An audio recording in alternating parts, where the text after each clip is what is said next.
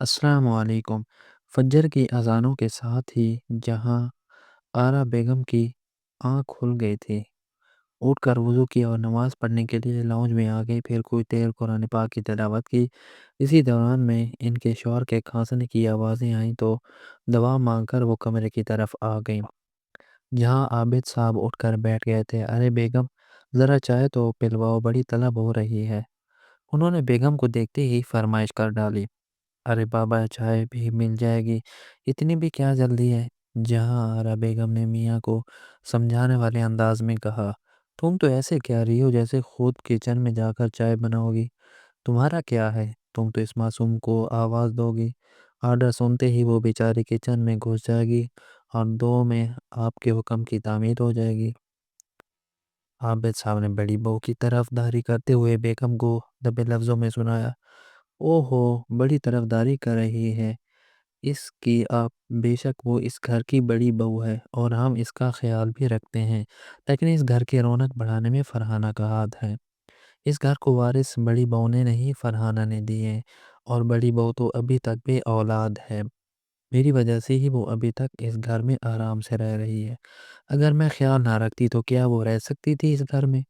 جہاں آرا نے تمام غصہ شوہر پر نکال دیا۔ چلو چھوڑو ان سب باتوں کو، تم ذرا بہو سے چائے بنواؤ، بیچاری بڑا کام کرتی ہے، اسی لیے تم نے ماسی کو بھی گھر سے ہٹا دیا۔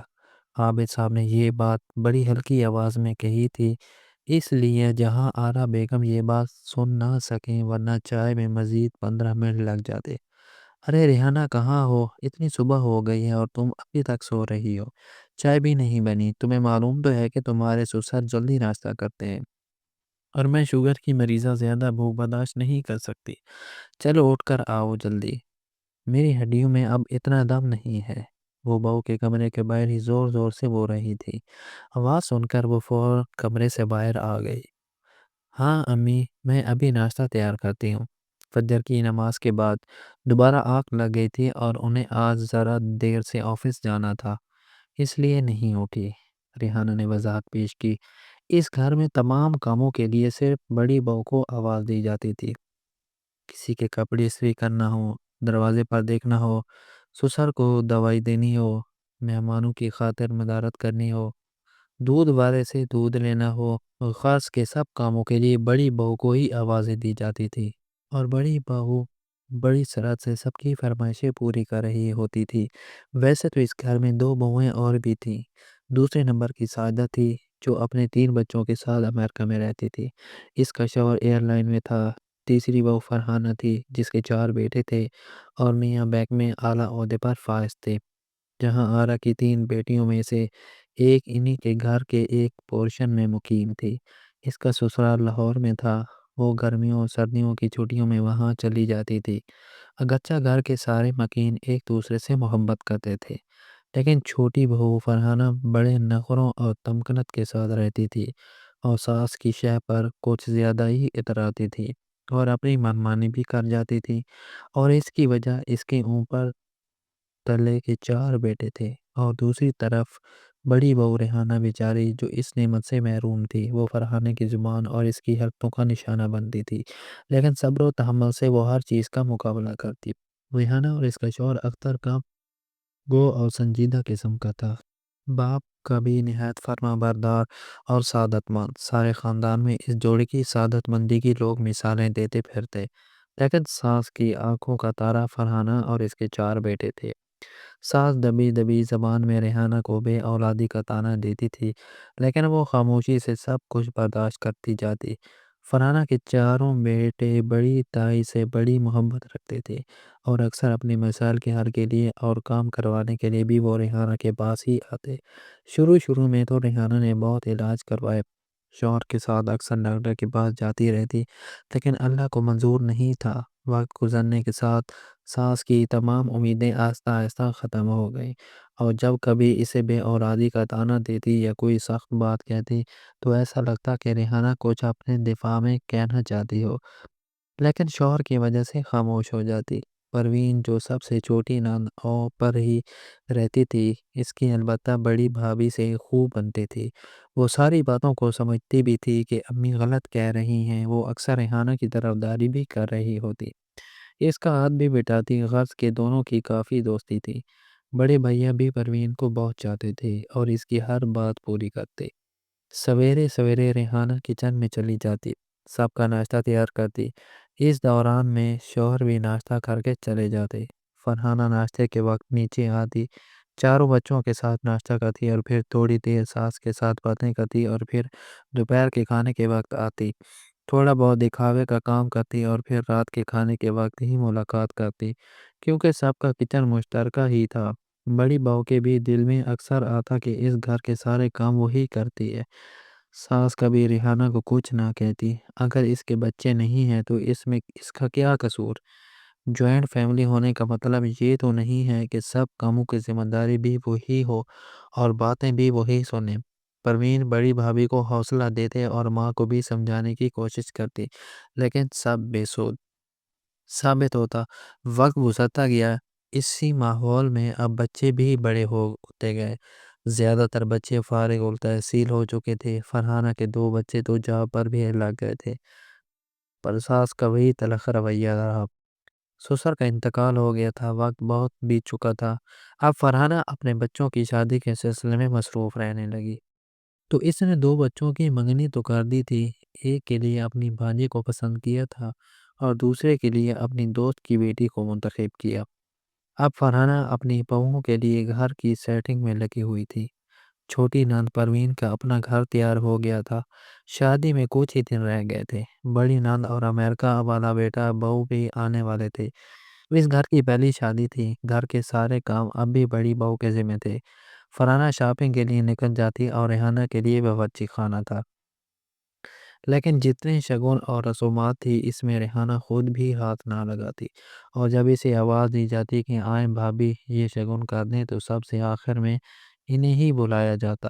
منگنی کے وقت بھی منہ میٹھا کروانے وہ سب سے آخر میں آیا کہ فرحانہ مرا نہ مان جائے، لیکن بچے پھر بھی تائی اماں کو بلاتے اور پاس بیٹھاتے، لیکن آج کل وہ خود ہی آگے نہیں بڑھتی تھی۔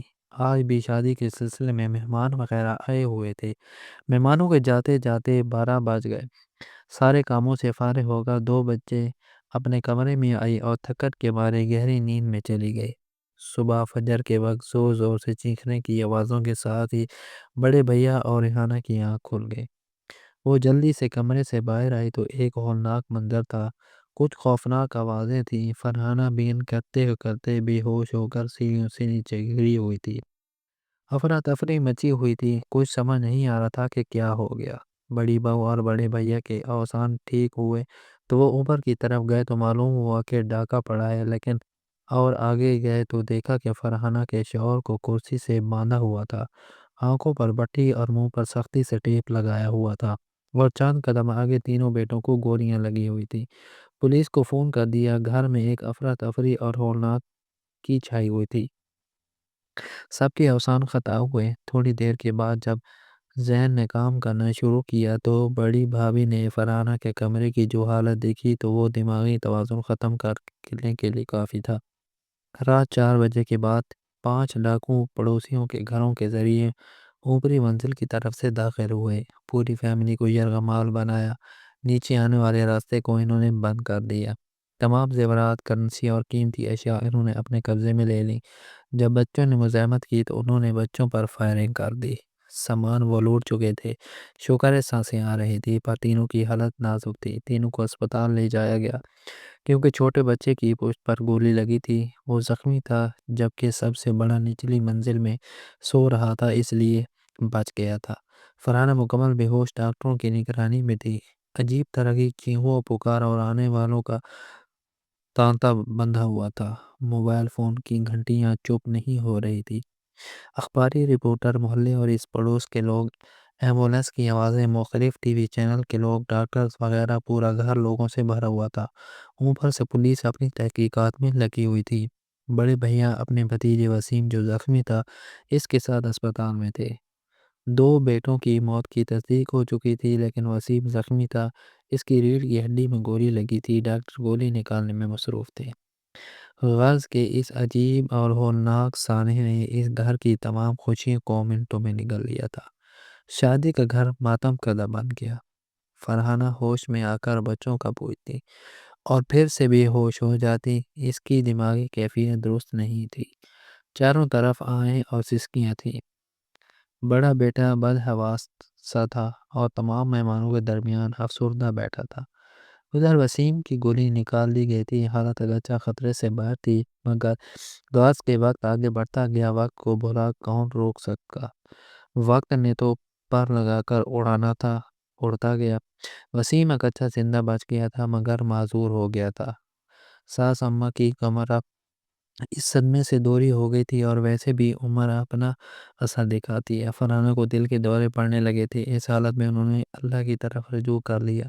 اب وہ زیادہ تر نماز قرآن پاک پڑھتی اور یک ٹائم گھورتی رہتی۔ بڑی بہو ہر وقت ان کی دلجوئی کرتی رہتی۔ اب وسیم بھی نیچے رہنے لگا تھا، اس کی بھی ساری ذمہ داری اب تائیں اماں کے ہاتھ میں تھی۔ اب وہ صرف تائیں اماں کو آواز دیتا۔ بڑے بھیا اب وسیم کے ساتھ ہی سوتے تھے۔ ایک دن بڑی بہو فجر کی نماز پڑھ کر سونے لیٹی تو اس کی آنکھ لگ گئی۔ غنودگی کے عالم میں اسے محسوس ہوا کہ کوئی اس کے پاؤں پکڑے ہوئے تھا۔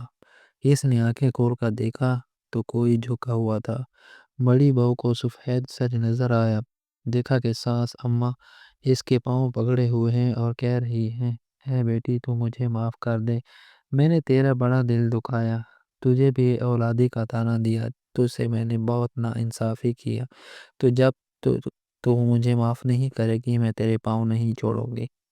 وہ بلک وہ بلک رہی تھی، اماں کیسی باتیں کر رہی ہیں؟ ریحانہ یہ سب دیکھ کر فوراً اٹھی اور اماں کو پڑھ کر گلے لگا لیا۔ نہیں، پہلے تم مجھے معاف کر دو۔ اس نے اماں کو کرسی پر بٹھایا اور خود سامنے بیٹھ گئی۔ اماں یہ اولاد اللہ کی دین ہے، میرے آپ کے ہاتھ میں کچھ نہیں ہے۔ میں نے آپ کو معاف کیا، میرے دل میں کوئی شکوہ اور کوئی خلش نہیں ہے، لیکن امی جان ایک حقیقت آج آپ بھی جان لیں، وہ کچھ دیر رکی۔ دراصل بے اولادی کی وجہ میں نہیں آپ کا بیٹا تھا، لیکن میں نے اپنی ساری زندگی انہی کے ساتھ گزارنے کا عہد کر لیا تھا۔ اللہ حافظ۔ چینل کو سبسکرائب کریں، شکریہ۔